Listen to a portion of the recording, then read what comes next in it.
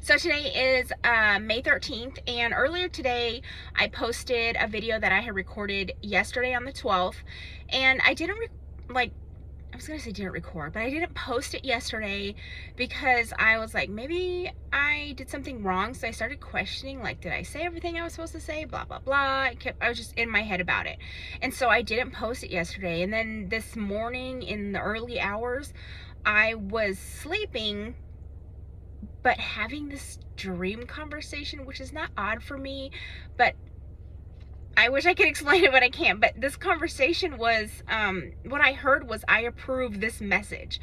And I was like, which one? And then I heard the word a waterfall. And so I knew it was the one about the rain where that water was coming out of the sky. So I posted it this morning, but I thought that was cool.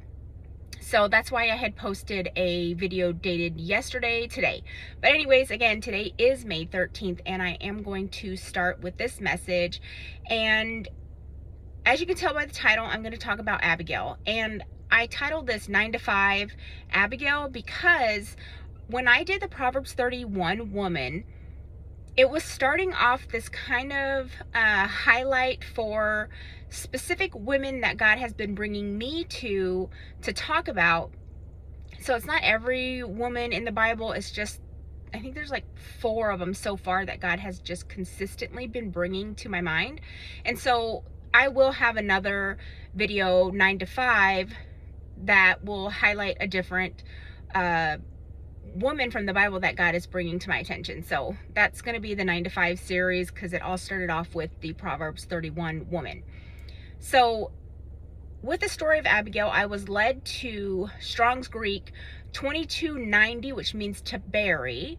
And then there is this like land on my way to church, and someone had developed it into this like food truck kind of restaurant. So they have a food truck there on their land, and you can sit at these tables. But recently we had been noticing that they have sheep or goats. I saw sheep, my husband saw goats, so I'm not really sure at this point, but it was that kind of farm animal. And then I was led to a YouTube short of a man who was shearing a sheep, and he was starting at the eyeballs. He was like, now I'm going to make sure that this sheep can see. And then he continued to shear this sheep.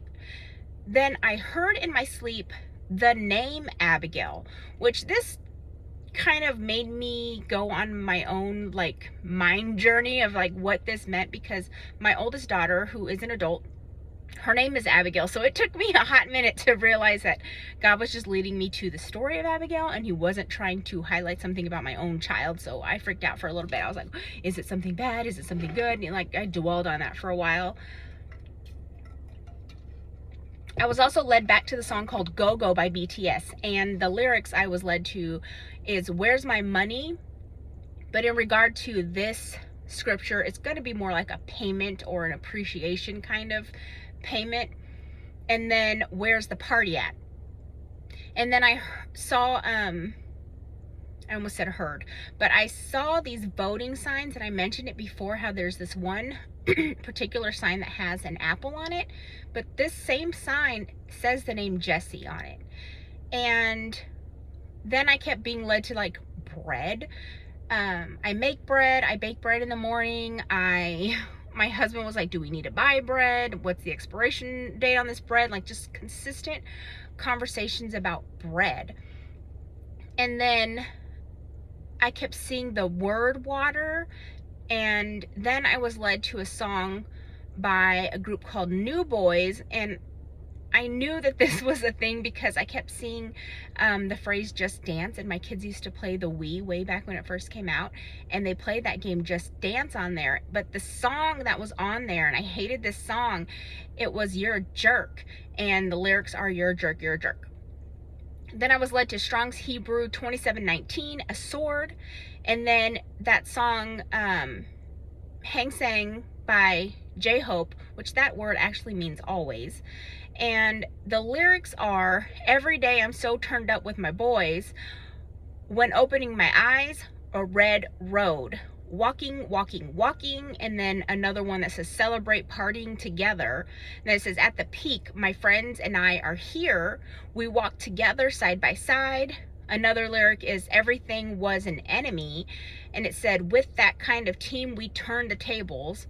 And last is we honorably look forward. Then I kept noticing the word rush, and turns out there's a song called Rush Hour by a Korean artist named Crush, and it features J-Hope of BTS, and it says this is Crush Hour. We gotta celebrate, just leave it up to fate. And then held my tongue for way too long. And that one will go with the Bible verse where Abigail says, you know, let me speak. And then there is this bakery that my husband was like, hey, this I couldn't say specific. This specific bakery is for sale. Let's buy it, you know? And I was like, absolutely not. Like, I can make my homemade bread and box cake, but I am not a baker. Okay, so if you thought that because I bake bread, I can bake things, I cannot. Like, and I was like, absolutely not. We're not gonna buy a bakery. It's not happening. And then on the 9th, which is when I was originally gonna give this message, but it just wouldn't upload. It was taking so long. I almost gave up on it, but God was like, come back to it. So on the 9th, I baked a cake that day because it was my husband's birthday. And then I kept noticing, my husband likes this oatmeal, and it's specifically raisin date and walnut oatmeal, which this all leads to a dream. So the baking and the baking a cake and this raisin date oatmeal dream or whatever, or those things led to this dream. So in the dream, I was at a store with my husband, and I was looking for some sushi for dinner. But I walk up to a bakery counter, and I was like, oh, I want to buy these, what did I call them? Walnut raisin cakes. That's what I wanted to buy. But my husband was being mean, and he said, no, we are not having them. He would not let me have these raisin date cakes. Now, in regards to the testimony, to the scripture, I'm going to say how this applies, but I'm also going to link in the description. I'm going to put the link for the video of our marriage testimony, because right now I'm going to say a couple things about what my husband said or in that video, but I'm going to again put it there so you can hear my husband say these things, because you know he's not in the car right now to confirm about it, but I'm going to mention some things, and you can look back at that and see that this is kind of the stuff that I'm referencing to. So in my marriage testimony, I talk about how when I found my faith and my husband had not found his faith, that it became something that we butted heads about. And I'm not talking about me fighting. I'm talking about he very much hated that I found my faith, and he became very, very mean to me. And I didn't, you know, I turned the other cheek. I follow what it says in the Bible. I tried to just be a quiet wife, because maybe my behavior would help my spouse, the non-believing spouse. And so that became a long period of time where my husband was the meanest person I have ever had to be around for this long.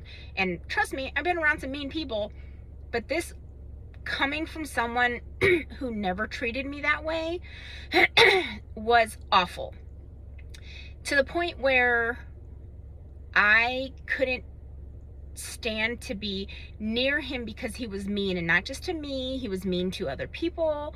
And I would say stuff like, oh, maybe this person is having this kind of a bad day, and he would be like, stop making excuses for people, blah, blah, blah, blah, like mean.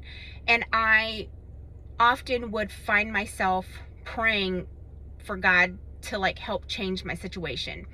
And in the marriage testimony, I talk about how I had prayed on the worst day ever, went into my closet and prayed for God to just end my life, because I could not be in that environment anymore. And I know I've said it in that video, and I'll say it here. At the time, that was like the most logical answer I could, or request I could put in to God in prayer.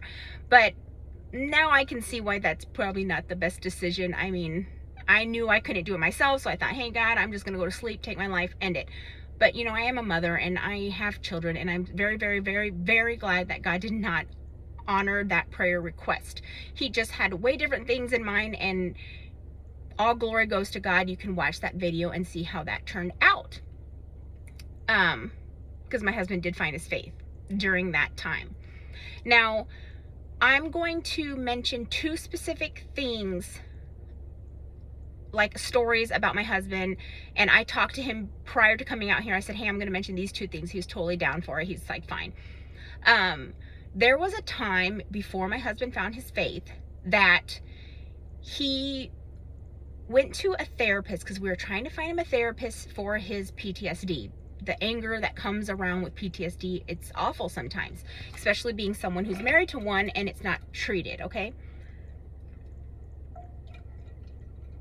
Now, this therapy session, I went and I sat in the lobby and my husband went. And I just went as a supportive spouse, but I did not plan on going into the session. I just waited in the lobby.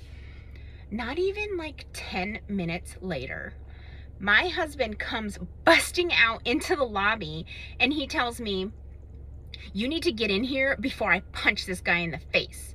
So at this time, I had to come in there and calm my husband down so that he could proceed. And I had to actually sit in the session to be an intermediary between him and the therapist, because it was not going good. And needless to say, he never stuck back with that therapist. We found someone else to use.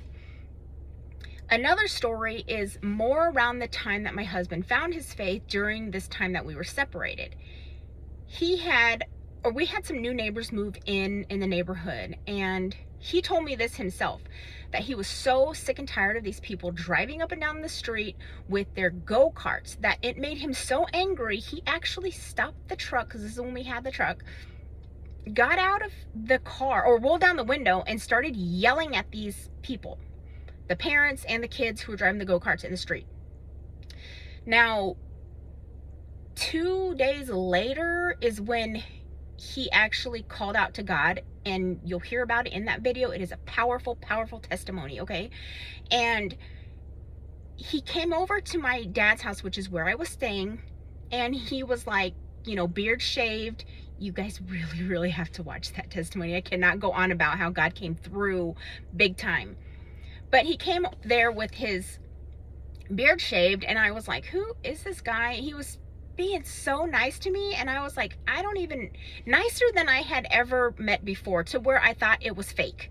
And I was like, what is going on here? And he was like, yeah, I yelled at those people about those go-karts, and now I just feel just ridiculous. And what kind of person was that? He goes, I stopped and apologized to them, and I shook their hands or whatever. So this testifies to the massive amount of change that happened to my husband in this short amount of time. So in regards to Abigail's husband in the scripture, I want to say that, and I'm jumping ahead, but that's okay, because we'll read the scripture, because it talks about how Nabal was kind of a jerk.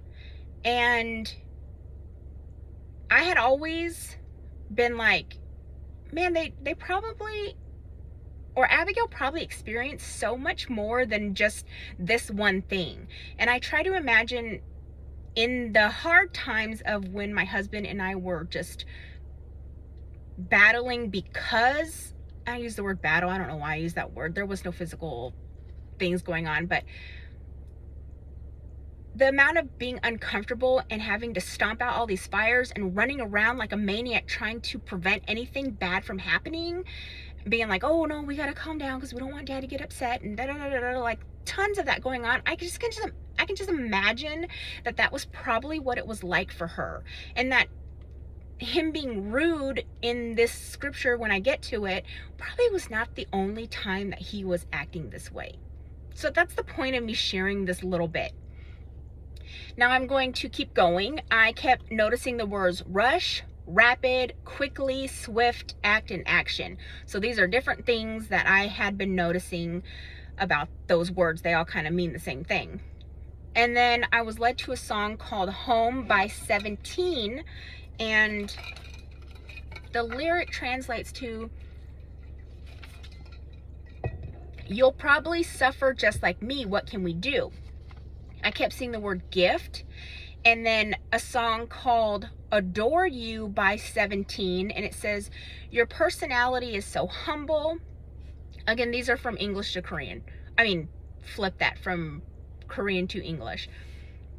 It says, your personality is so humble. Yeah, if you're finding a spot, yeah, right here next to me is good. I'm on fire because of you. And this is going to reference Nabal. So if you imagine David talking, he's on fire because of Nabal, his temper, he's mad. And then it's impossible to cool me down. This led to Matthew 5:9. In the King James Version, it says, blessed are the peacemakers, for they shall be called children of God. Because we know in the story that Abigail is the prime example of a peacekeeper or a peacemaker. And oftentimes in many of the therapy things that I have attended for myself, for other things, I have 100% been called a peacemaker, because that time was just really tough, and all I did was stomp out fires before they could even start. And I was led to Strong's Greek 654, which means to turn away, to turn back. Then I started humming a song I love this song, and I haven't heard it in so long. It's by Ray LaMontagne, and I don't know if I pronounced that right, but it's Lamontagne. And the lyrics are, it's called Trouble. And the lyric says, well, I've been saved by a woman. She won't let me go. Said she's good to me now. She gives me love and affection. I said I love her. Yes, I love her. And then I was led to Strong's Greek 1403, a banquet or a reception or a feast. And then a song by Jackson 5 called Who's Loving You? And it says, when I had you, I treated you bad. And that is going to reference Nabal. And then starting on Sunday the 5th, it was the first day that I saw the phrase 10 days. And that was when I randomly opened my Bible, and I landed on Daniel chapter 1. And in Daniel chapter 1, it says 10 days. I didn't read that. I have read it before. I already knew what it was about.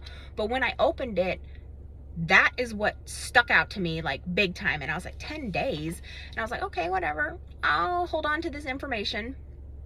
And then the same day, my dad's reading the newspaper, and I looked down and I saw the phrase 10 days. And I'm like, okay, this is not a coincidence. Then on the 9th, the day I was originally going to give this message, I watched some YouTube video, and I was like, oh, I wonder when this was posted. And it was posted 10 days prior to that. And then today, I watched a YouTube video that was really short. It was just over a minute long. And it was talking about the different ways that some apostles had died.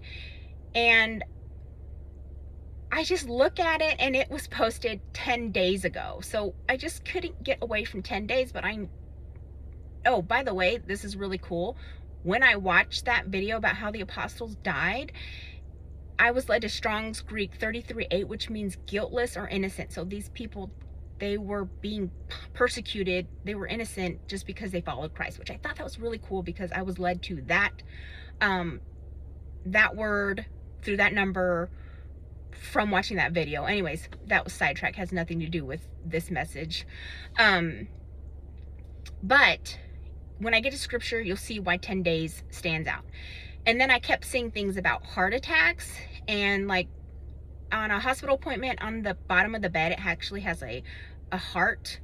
This is half a heart, so it has a heart, and it has that little beat mark in it. So heart attack stuff, that's what I just kept seeing. And I was led to a YouTube short of when Demi Lovato sang her song called Heart Attack at a cardiovascular disease event, which probably wasn't the best choice of song, because they had heart attack survivors there, I believe. Then I kept seeing the word queen, which led me to a song called Queen Card by G-Idol. It's a K-pop female group. I had never heard of them before. But she says, I'm a queen card, I'm a queen card. The girl is full of confidence, a queen card. I don't need them. Yes, even I'm a queen card. And then I was led to Strong's Hebrew 1953, which means Yah has heard. And I forgot to write the number, but it was one of those Strong's numbers that means Yah has rescued or saved. And Strong's Greek 1547, which means give in marriage, I give in marriage, and the word marry, like to get married. Now I'm going to get into scripture, and it is 1 Samuel 25, and this is the story of David, Abigail, and Nabal. It says, now Samuel died, and all Israel assembled and mourned for him, and they buried him at his home in Ramah, which goes to why I was led to that Strong's word that meant buried. Then David moved down to the desert of Paran. A certain man in Moab, who had property there at Carmel, was very wealthy. He had 1,000 goats and 3,000 sheep, which he was shearing in Carmel. His name was Nabal, and his wife's name was Abigail. She was an intelligent and beautiful woman, but her husband was surly and mean in his dealings. He was a Calebite. When David was in the wilderness, he heard that Nabal was shearing sheep. So he sent 10 young men and said to them, go up to Nabal at Carmel and greet him in my name. Say to him, long life to you, good health to you and your household, and good health to all that is yours. Now I hear that it is sheep shearing time. When your shepherds were with us, we did not mistreat them, and the whole time they were at Carmel, nothing of theirs was missing. Ask your own servants, and they will tell you. Therefore be favorable toward my men, since they come at a festive time. Please give your servants and your son David whatever you can find for them. When David's men arrived, they gave Nabal this message in David's name, then they waited. So this is kind of how that song is like, where's my payment?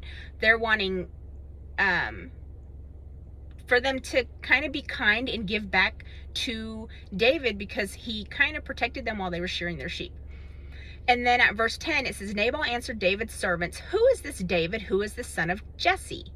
Many servants are breaking away from their masters these days. Why should I take my bread and water and the meat I have slaughtered for my shears and give it to men coming from who knows where? David's men turned around and went back. When they arrived, they reported every word. David said to his men, each of you strap on your sword. So how I got led to the word sword. So they did, and David strapped on his as well. About 400 men went up to David, while 200 stayed with supplies. So before I keep going, that's where it comes up to those songs where it says, every day I'm hanging out with my boys, or I think that's what I said. Yeah, every day I'm so turned up with my boys because they're mad and they're getting their swords and they're ready to go. And they're walking on this red road, like imagery of just anger, and they're walking together. Their friends are there. So you'll see how all those lyrics fit in.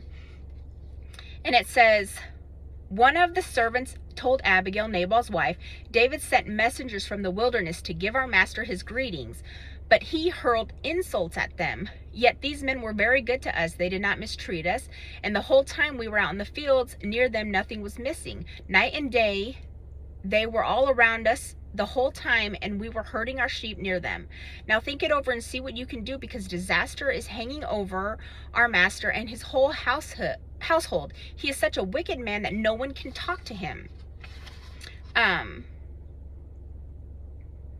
That also went back to, this is crush hour, because David and his friends are ready to go with his team, because they know that God usually gives them victory.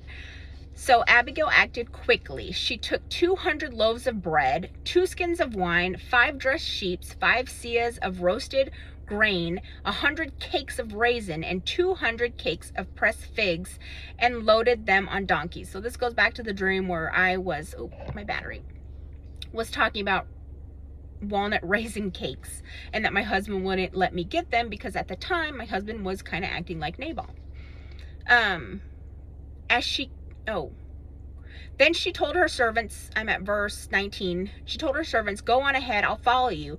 But she did not tell her husband Nabal. As she came riding her donkey into the mountain ravine, there were David and his men descending toward her, and she met them. David had just said, it's been useless, all my watching over this fellow's property in the wilderness, so that nothing of his was missing. He has paid me back evil for good.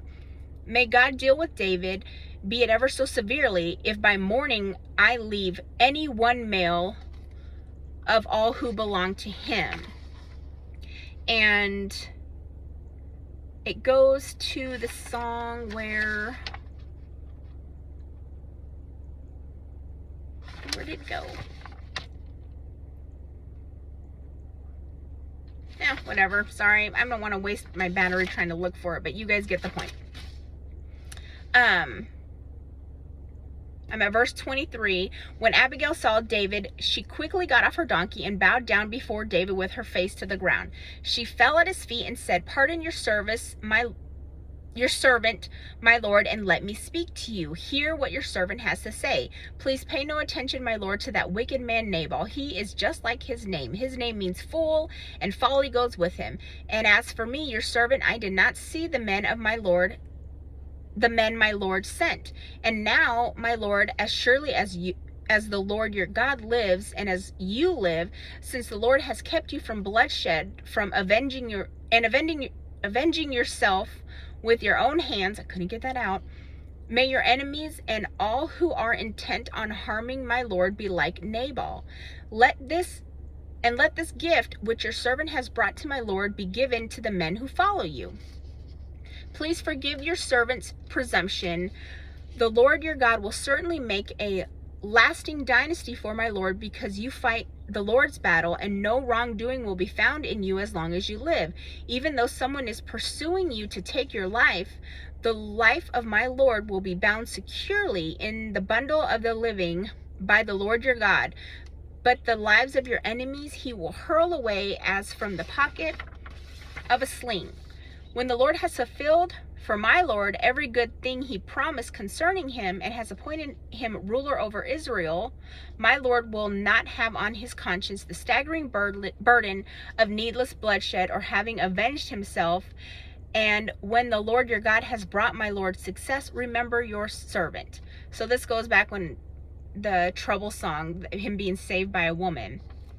And it says, David said to Abigail, "Praise be to the Lord, the God of Israel, who has sent you today to meet me. May you be blessed for your good judgment, and for keeping me from bloodshed this day, and from avenging myself with my own hands. Otherwise, as surely as the Lord, the God of Israel lives, who has kept me from harming you, if you had not come quickly to meet me, not one male belonging to Nabal would have been left alive at daybreak." Then David accepted from her hand what she had brought him, and said, "Go home in peace. I have heard your words and granted your request." And also back to Yah has heard, because God oversees everything. He has heard how this conversation went down, how Abigail was a peacekeeper, and she prevented David from doing harm. Because in that one song where it says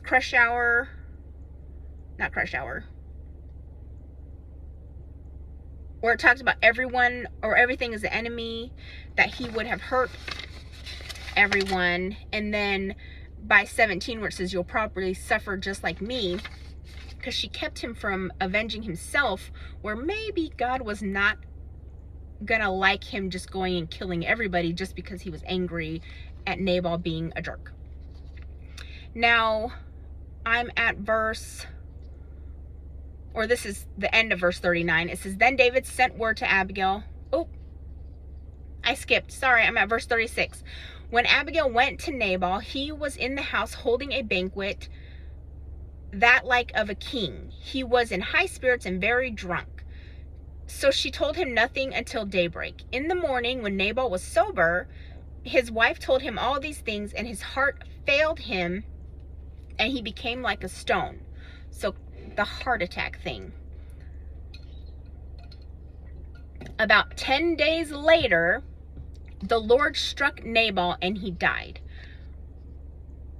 That was so crazy, because I just kept seeing the 10 days. And when I saw it, I was like, man, I had to see that so many times for me to get into and see that it was in the scripture too. I'm at verse 39. "When David heard that Nabal was dead, he said, 'Praise be to the Lord, who has upheld my cause against Nabal for treating me with contempt. He has kept his servant from doing wrong, and has brought Nabal's wrongdoing down on his own head.' Then David sent word to Abigail, asking her to become his wife. So back to that song Trouble, where he's like, I love this woman, you know, what is the other lyric?